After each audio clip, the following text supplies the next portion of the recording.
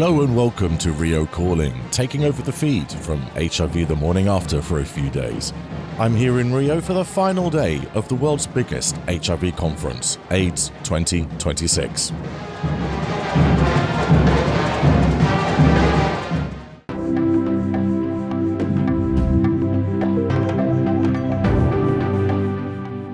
Gathered here are the greatest and the good from the global political, activist, community and medical members of those involved with HIV. Joining me is author and ACT UP activist Dan Glass, and together we're going to get the thoughts from the convention floor on topics that are most raised by the guests of HIV the morning after. Unfortunately, our flights alone have cost us around £2,000 each to get here, and so any help with our expenses would be much appreciated. The link to our crowdfunder is in the show notes. And thanks also to BHIVA, the British HIV Association, for helping to cover our costs, and to HIV iBase for their further assistance. This is the final episode here in Rio, and it's about isolation. And before I meet with Dan down in the hotel lobby, let's hear from a couple more of the podcast guests.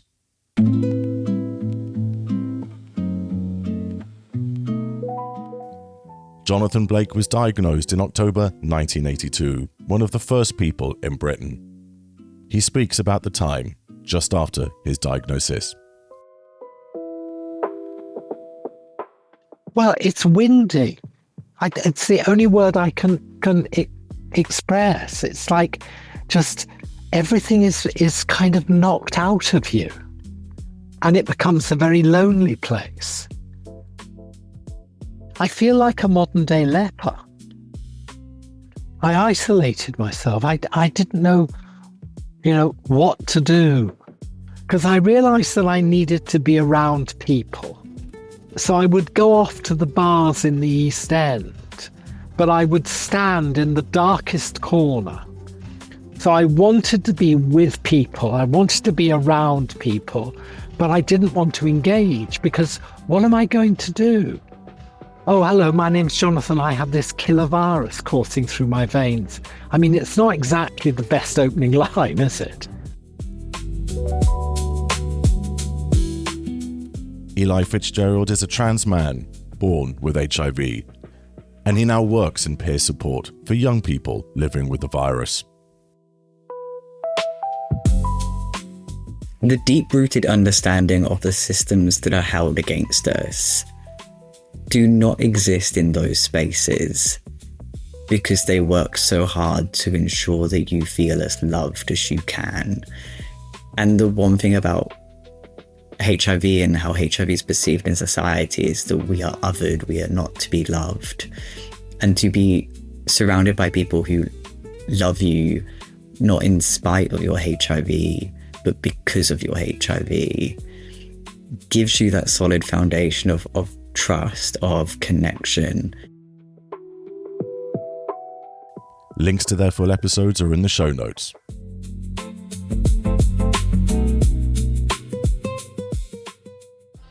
Good morning, Dan. Morning, Dan. How are you? I'm all right, thank you. Feel a bit sad. It's the last day. I know. I'm having an identity crisis. Correct me if I'm wrong, but I think I might not be a Brazilian beach boy, and I have to get back to reality. Yeah, we do. London's calling. And also, I think that Dr. Tristan Barber might have a life beyond me following him about. Surely not. No, I Surely know. not. So I don't know how I'm going to deal with it, Dan. It's going to be tough. I'm going to have to just lobotomise myself on the way home. So you've only got 2 more meetings with Dr. Tristan Barber. I know. Don't. Stop it. So do you feel, so it was a closed down conference yesterday, and at the opening of this episode, but we actually not heard the closing band. of our imaginations. No. It's just the start. It's just the start. Because there was a big closing ceremony, handover of ownership, or presidency of the International AIDS Society. Not to me. Not to you, sadly, Yet. or to me. Yes. Yet. It will happen. Big band was playing, and we heard that at the beginning of the episode. Yep. What did you feel about some of what was said in that? Well, I was crying, as a lot of the audience were, and I've already been chasing up my new Dr. Tristan Barber. No one will ever replace Tristan. Jean Vinicus, I hope I'm saying your name right, made basically most of the room cry. He was doing one of the closing speeches. He's a Brazilian, black, gay man living with HIV, an activist, a researcher, a community organizer, and oh my days. And I've already been in touch this morning. He's a right sweetheart. Can I just read you some of the things that he said? He said this: I am someone who has had to deal with constant humiliation and a lot of discrimination. I built my career, my journey, by integrating into the state network of adolescents and young people living with HIV here in Rio de Janeiro, welcoming, educating and politicizing young people in vulnerable situations. But one of the other lines that he said, which made me bawl, I think his final line, was that the cure already exists and it's called solidarity. And the whole room just erupted. There was Jean, then there was an amazing speaker, a physician, I think from Indonesia, Allegra Walter, who was fierce and was exposing, just like every single speaker, the brutality and the irresponsibility of the American government and the funding cuts. And she's also an amazing trans activist and advocate, and her last line was, life transcends gender. And again, everyone was bawling. Then you had Beatrice Grinstein, the UN AIDS, the AIDS conference chief, who was really fierce as well, and was talking about how we must combat racism everywhere at the heart of the HIV response. If we're looking... And now I remember got a huge round of applause for this. Yeah. You know, every single speaker was, we've got to look at what's going on in terms of HIV and the funding cuts through the lens of colonialism and neo-colonialism. That got a huge round of applause. And then last but not least, you had our Susan Cole-Haley from London, and I've been speaking with Susan this morning. She was from the Phoenix awesome. Trust, legend as ever. And her last line, oh my God, we know we can't go back to how things were, but there are exciting opportunities now to rethink, rebuild and rise. We should adopt pragmatic, evidence-based approaches that meet people where they are. Finally, we need political commitment to end the HIV inequities, both between and within countries, so that everyone, regardless of where they live, who they love, and the colour of their skin, can benefit from the remarkable innovations we've heard about at the conference. Dr. Martin Luther King Jr., eat your heart out. Susan Cole-Haley took to the stage. I thought she was amazing. After Always she went is. off stage, Always is. I texted her and I was just like, you're a rock star. She's a rock star. She's a rock star. She's one of ours. She's amazing. Yeah. Right, so conference is over. It's not, Dan. Well, it's living in my heart forever. It's not. I'm afraid your heart's going to have to let it go, Dan. But you don't have to have your heart break quite yet. We've got our penultimate meeting with Dr. Tristan Barber from Okay, BHIVA. cool. It's good. Woo! So let's go and see him now. Yeah.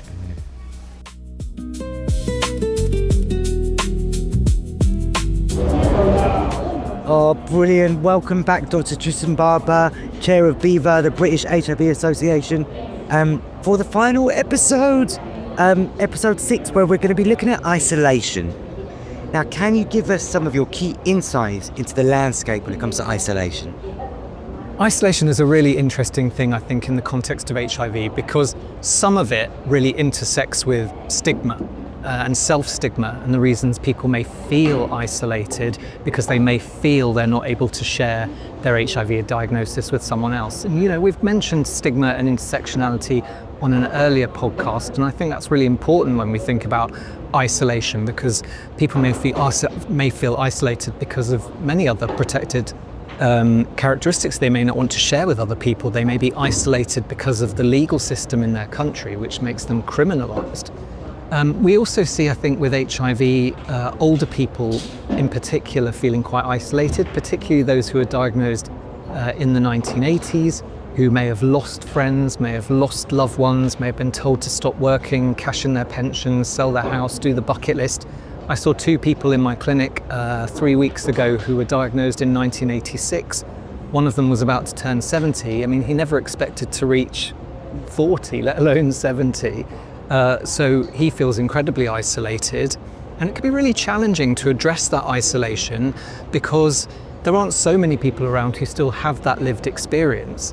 We do know that there are organisations looking at loneliness, trying to reach out to people who feel isolated with HIV, and certainly in our clinic, we try and ask people about loneliness and isolation and refer them for peer support if that would be helpful.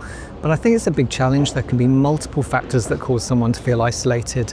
And again, understanding it requires an individualised approach, very difficult to deal with, I think, on a bigger level than that, because you're not going to get isolated people together, otherwise they wouldn't be isolated. So asking questions, finding out what the drivers and the reasons are, and trying to help support people with things that might help, I think, is the way to go.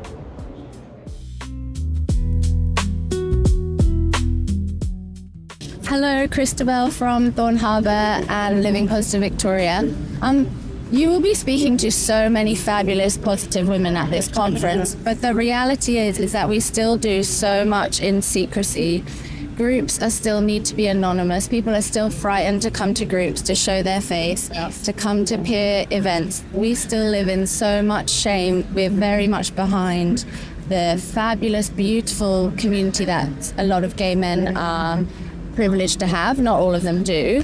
But the solution is, for me, the continual professionalization of the peer support role, and then putting all of the funding, support and care. No more big bosses in fancy cars and the people delivering the peer support on the back of a motorbike. You know, they are the ones that need to have all of that money, all of that support. My name is Kene Esom. I'm a postgraduate researcher at the University of Warwick. People still approach HIV as it was 20 years ago. Like, you know, this is a terminal thing, this is life-altering in ways that would... And so the initial diagnosis without the right support can make people feel very isolated. Black men who get diagnosed with HIV need to know that there are communities of other black men living with HIV, whether they're in the UK or elsewhere. Queer men, women, transgender people need to know they are not the only ones. And sometimes the messaging makes you think you're the only one, this is the end, you could never live a positive, fulfilling life, you should give up on your dreams. And that causes isolation. So I'm Damien Fagan with Gilead Sciences, and I think, you know, the problem with isolation is, you know, as people are getting older and the intersectionality of stigma, people are experiencing isolation, it basically removes people out of the system. I'm Antonio Flores. I'm a senior HIV/TB advisor with MSF, Doctors Without Borders. People with HIV, they fear intimacy sometimes, they fear rejection. So sociability around HIV is still challenging for many people. Even though we have tools that are highly effective, people have to hide. Some people, some gay or bisexual men, they have come out of the closet regarding their sexuality, but it's harder for them to come out of the HIV closet. Yeah, so HIV still to this day forces people into another closet that's not necessarily the closet of sexuality and gender. Hi, I'm Laura Waters, a sexual health and HIV physician from Gilead and the Royal Free. So the problem with isolation, it's really difficult to measure. It's not something that's collected routinely. And when you are isolated, you may not be counted. My name is Maxx Boykin. I am the manager of the Save HIV funding campaign and also the movement director for Black South Rising. When folks isolate themselves due to stigma, it leads to what we have also seen is a decrease in their mental health, a struggle with being able to do the day-to-day and be able to have a full life. My name is Olimbi Hoxhaj, and I am the Executive Director of Albanian Association of People Living with HIV and AIDS in Albania. 3 of my 4 kids are living with HIV as well because they are being infected through vertical transmission. I didn't know about my HIV status, so 3 of them are born and living with HIV. And it's not so easy to describe my life like a mother, woman, and activist together in very short sentences. But I can say that, like mother of HIV-positive children, I faced all the side dark area, the dark side of the community and what they offer to me. So my children has been excluded from the kindergarten, and the parents wanted the same when they start the elementary school. So I'm Knowledge Mupembe, the programs manager at Zimbabwe Civil Liberties and Drug Network. So what I see, the marginalized people who are affected by HIV, for example in Africa, for example in Zimbabwe, those who are in the remote areas, those who are in the rural areas, they are not fully involved in the designing of the programs. They are not fully involved in the formulation of any intervention that comes for them. So if we continue to isolate them in the formulation of a program, then we will have a challenge that we won't achieve the actual solution that we want to achieve, because there is no community involvement and community leadership. My name's Simon Collins. I'm a treatment advocate with HIV based in London. Maybe 1 in 10 women living with HIV haven't told anybody else apart from their healthcare worker. And so they internalize all those issues. It means that they've given up having a social life or having a romantic life or having a partnership because they get tired of people just disappearing as soon as they mention HIV. My name is Eliane Becks Nininahazwe. I am from Netherlands, originally from Burundi. When I came out after 10 years already living with HIV. So the way I came out, I wrote a message, I put it on Facebook, I tell my 10 years of experience of hiding and taking medication, the toilet, those kind of things. But I didn't lose anyone to say like they closed me away, but I know I spoke to some people, some women who had been cast out of their families. For example, I had a friend of mine, she's from India, she was just telling how the whole family cut her out. My name is Pank Sethi. I am the chair of the Prison Special Interest Group for the British Association of Sexual Health and HIV.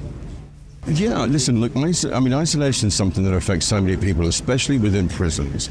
There are no people that you can talk to. There are no services that you can turn to. There's no counseling.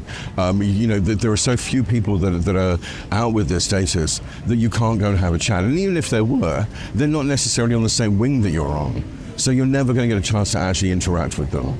And the isolation that you certainly have, I think, as a prisoner, being in prison, having all of your rights taken away from you, not having any kind of freedom or the freedom of choice in anything, is isolating enough. And on top of that, any kind of condition, but especially something like HIV, it can lead to incredibly isolated moments, incredibly isolated ways of thinking, and that can be dangerous, because what can then happen is we'll see people that then take their own lives because it's the only choice that they feel that they have. I knew a guy called Stephen who had served 3 years, and 7 days before he was meant for release, decided to take his own life because that's the only choice he felt that he had, because he couldn't take the bullying and the isolation anymore. Imagine serving 3 years, you've got 7 days left before you never have to see any of these people again. And the only choice that you feel that you have in that moment is to take your own life. My name is Michael Mtayaona. I'm from Tanzania. I work with the Gay and Bisexual Network of Tanzania, GBMSM network. When it comes to organizational-wise, we are, because of the securities, we isolate ourselves in different platforms, thinking that there's no trust. Hello, I'm Sita from, ICW Asia Pacific region. Isolation means for particular women and girls living with HIV, they are really working hard in a silos way, and there really need to be inclusive movement with all broader aspects. My name is Brenda Crabtree. I come from Mexico. I'm an infectious disease specialist and an HIV researcher for the past almost 2 decades. Lancet HIV launched a number as a commission for aging, which I was privileged to be part of it. And they discuss a lot about isolation, because isolation is one of the factors that is associated with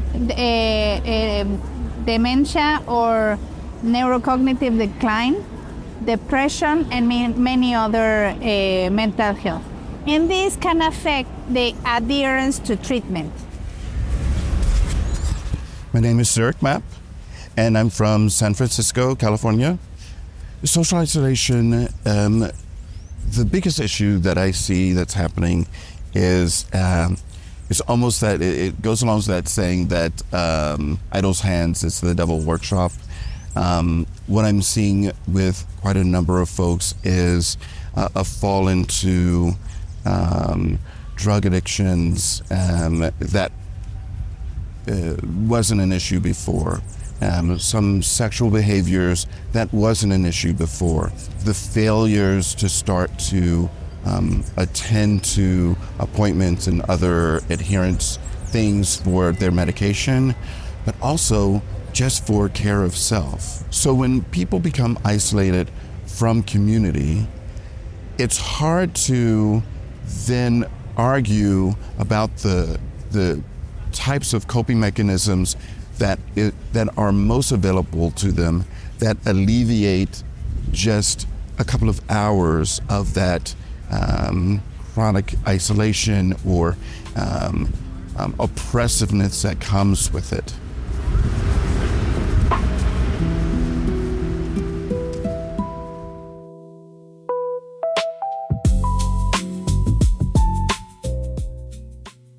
Just taking a wee break there from the conference floor. It's Dan Hall here again, producer and host of HIV The Morning After.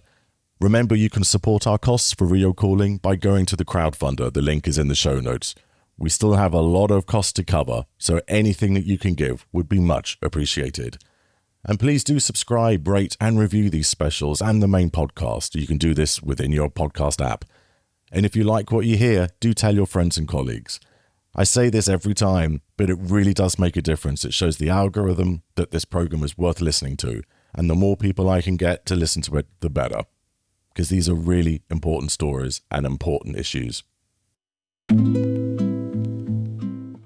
Now then, before we head back to the conference floor for the final time, let's hear from a couple more of the podcast guests on today's theme. Garry Brough was diagnosed in 1991 and went on to build peer support programs across the HIV sector. When somebody gets that diagnosis, it takes a long time to process that because you have to adjust to who you are now. Fundamentally, you've started to become somebody else, somebody different, and that diagnosis really impacts all of your life. And so to adjust to that, the easiest way, I think, is to see, well, how did somebody else do this? And so people would ask me the questions they hadn't even started to formulate about themselves yet. And that's where peer support comes into its own, because the doctor and the nurse will say, have you got any questions? And their mind will be a blank because they can't process what it means to them. But you put somebody in front of them that lives with the virus and lives well with the virus, and they can say, oh, so how are you and what do you do and how do you manage this and how do you manage that? And suddenly you've got that one step in front of each other. You've got the breadcrumbs for the trail to follow. Peter Willis is a retired GP and at 83, the oldest voice in this collection. He practiced through the height of the epidemic. One thing that will improve, I hope, gradually is that HIV loses all stigma. That would be nice. I mean, I know it's a great deal less, but it must be hard on people who feel they can't talk freely about it. Support for older people is very important and needed, and is tending to become less in modern times, in recent times. Links to their full episodes are in the show notes.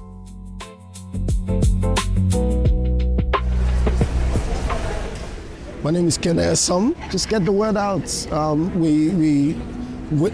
No one is in it alone, and whatever that it is, a new HIV diagnosis, your queer identity. Now we know that there are more queer people in every part of the globe. But once upon a time, once a young people thought they were the only ones. You know, you grew up in a little rural community and you think you're the only gay person on the planet, because not a lot is being said about that identity. We should get HIV out of the closet. It's been in the closet for far too long.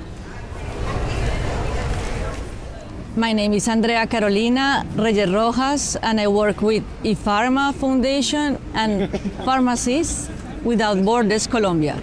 We are not alone. We might feel alone, and we have felt alone many times in our lives. I have felt alone, but I was never alone. There is love inside of us. I'm Antonio Flores. I think in a way are victims of our own success. So HIV over the last 25 years has become a completely manageable chronic condition, so we don't talk about HIV anymore. I think it's important that people understand what HIV is. I think we need to look at the intersectionalities around HIV and again protect people's rights, minority rights, ethnic minority rights, sexual minority rights, women's rights, and with that we make their life in society, their integration in society more smooth. Hi, I'm Laura Waters, a sexual health and HIV physician from Gilead and the Royal Free. When you are isolated, you may not be counted. I think a solution is to start counting it. People will be accessing HIV services if they're living with HIV, and then by asking people that question, we can help ascertain the size of the issue and start putting in tools to support. And that's where peer support is invaluable. But unless we're asking, it's impossible to offer the solutions that we might have at hand. My name's Simon Collins. Get some confidence by people talking to people online, then meet each other and work out how you can support each other going forwards. My name is Eliane Becks Nininahazwe. How we can combat isolation is more like peer-to-peer support helps also, but also more campaign about the whole general public to know about you, because to know about the importance of PrEP as a prevention. So then that's how we smell down the stigma. We are here and we are fabulous. Thank you. My name is Maxx Boykin. The solution to isolation is support groups, making sure that people are able to come together and build community, but also be doing outreach to the community so you can decrease stigma over time. My name is Olimbi Hoxhaj. My children have been excluded from the kindergarten because they're living openly with HIV.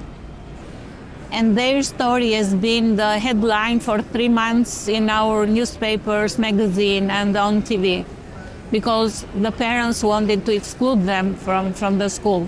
And at this point, there are a lot of changes in mentality. After sometimes the same parents that was in the front of excluding the children from the school, it was the same parents then coming to me and asking forgiveness because they didn't know me, they didn't have information. My name is Davide Scalenghe. My official job title is Head of Global Partnerships and Strategy at a communications and public affairs agency called Olimbi Health. I think what we need to work on is the way in which we interact with a person when they hold up their hand and ask for help, or when it's clear that they need help. I've had, for example, very negative experience with the NHS when it comes to when I went and asked for PrEP. And the lack of knowledge that the people there had about PrEP and the boxes that they tried to put me in made me want to run away and not ever go back to my GP to talk about my sexual health. Sarah from Australia, ICW Asia Pacific. I think silos will isolate us. Silos are constructed. They are constructed by our oppressors, by our right-wing governments, by the people that are trying to control the narrative around our bodies, around our HIV autonomy. So I think we need to remember that. I think we need to call each other in, don't call each other out. I think we need to find where we intersect and then work from those spaces. So my name is Derrick Powell and I'm a retention navigator. I want to implore to everybody out there and you're living with HIV, you're not alone. We have support, we have the support system. And so once you come on board and start your treatment and start to take your medication, you will be just fine. So I'm Joan Steven. I'm a community facilitator.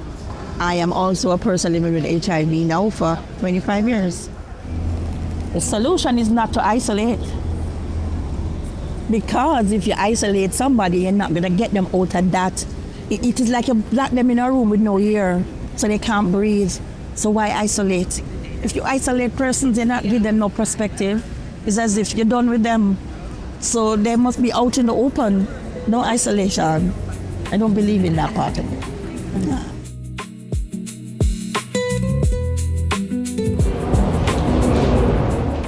Welcome back, Dr. Tristan Barber, Chair of BHIVA, British HIV Association. We're now at the end of our 6th episode. Where are you at? What are your key harvestings in this moment right now? What do you hope that we achieve as a movement, as a community in the next year? At previous conferences in the last couple of years, we've been really reeling from the effect of funding cuts. What we're starting to see now is people organising, coming together, finding approaches to address the impact of those cuts. I think we're now at the point, taking the RISE theme, that where you'll see us in a year's time is actually a lot of this will have started to be actions. So I suspect following the US cuts that we experienced 18 months ago, we are going to continue to see an increase in HIV diagnoses in the next 12 months in some low middle income countries. But I think in a year's time, we'll be starting to see the pushback against that and some of the reversal. And that's what I'm looking forward to. Mm-hmm. Thank you. So Tristan, it's Dan here. We've got some amazing news really recently that lenacapavir has been licensed for HIV treatment in NHS England. Just to wrap us up here, why is this important?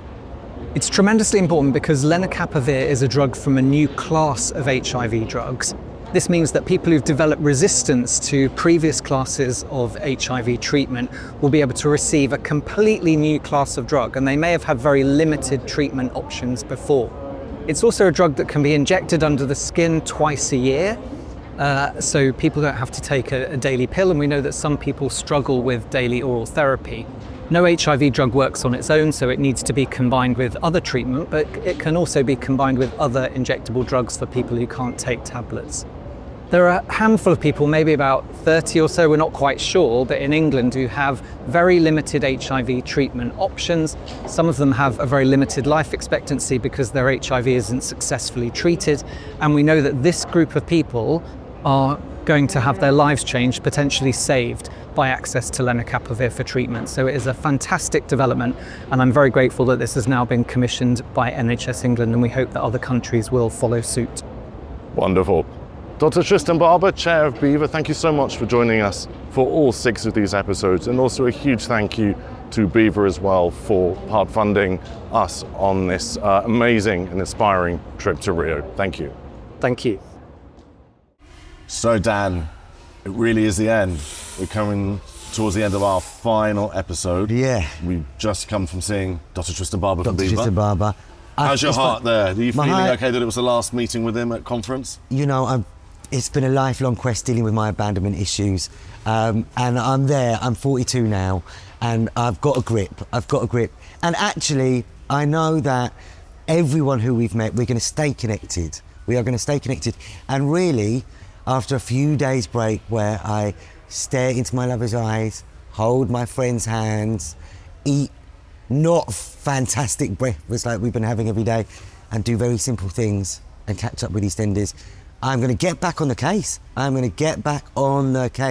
Because if there's one thing I've learned from this International AIDS Conference 2026 is to sharpen our organising, because we can win.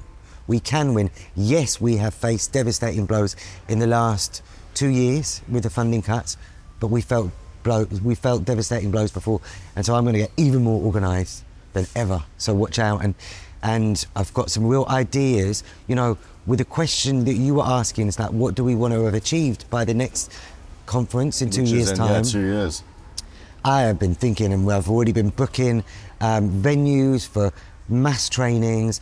We've got our share back to the community about everything that we've experienced. I want to do a lot of youth trainings. I'm organising an intergenerational summer holiday next summer with some of the veterans of the HIV and AIDS activist movement who deserve a holiday, but it's going to be intergenerational, so we can share our wisdom, but also rest in the sun as well, because we deserve that. Wonderful. Well, Dan, an amazing experience. Yeah. Like a really dazzling experience, and I'm worried a little bit about what the come down is going to be like. I know, I was about to ask what you're going to do. Not so much about the sun, missing the sunshine and the lovely breakfast, but more, I've just gotten used to each day being filled with highly impressive people. But this is a reminder that this is beyond the conference walls, and what we have to do to continue making those connections. And remembering, so when you go back, the person in the newsagent has a story to tell. The person you're sitting across on the tube has a story to tell. And they're all part of this journey that we're on together. Wonderful. Dan Glass, thank you very much for joining me. Thank you, in Rio. Dan. It's been lovely. Thank you, my love. honey. Oh, bless you. Oh. Cheers. I'll see you in 2 years. Shut up. I know where you live.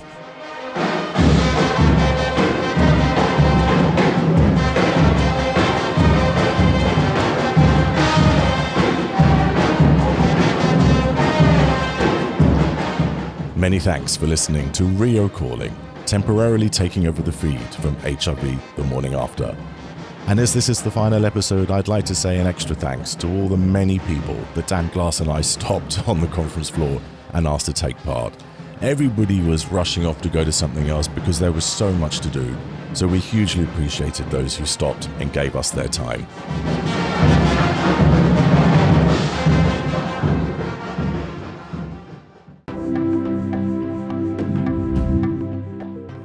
My additional thanks go to co-host Dan Glass and to BHIVA's Dr. Tristan Barber.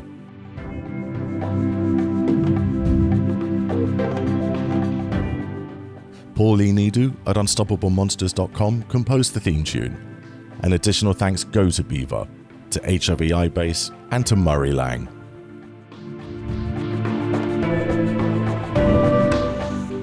And an extra special thanks to those who gave money to help fund these specials. They were Anonymous, Corrine Herzog, Jim Voiches, Peter Staley, Philippe Cahill, Simon Collins, Salita Rogan, and Tom McKitterick.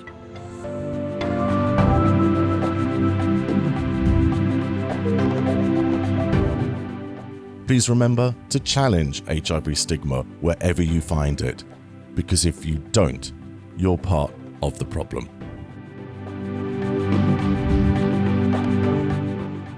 The standard episodes of HIV The Morning After return on Friday with a wonderful episode with Winnie Suruma.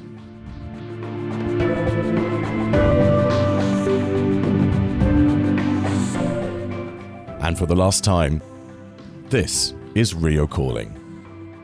And I've been Dan Hall.